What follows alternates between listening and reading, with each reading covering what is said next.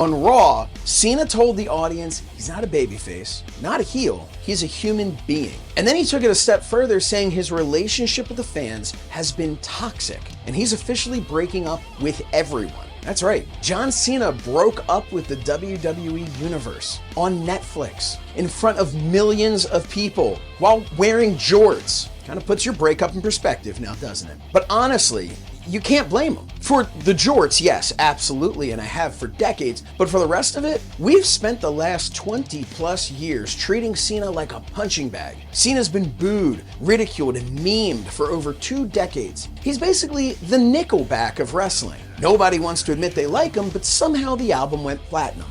And now that he's had enough, fans act shocked that the guy who carried the company for a decade might be a little fed up.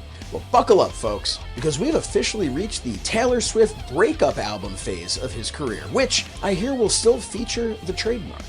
And if this promo felt real, it's because it was real. You will never be able to convince me that Cena sucks chants didn't bother John Cena. Of course they did. They had to have.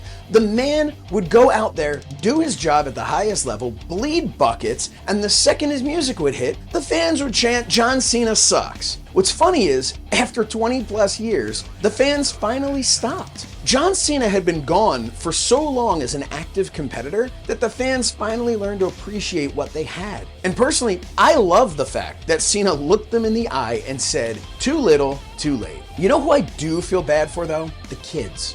These children are paying for their parents' sins. That poor kid in the front row whose heart broke live in front of the whole world, that's not because he took and took and took from Cena. It's because his dad and his dad's buddies wanted to hijack a show by booing the babyface.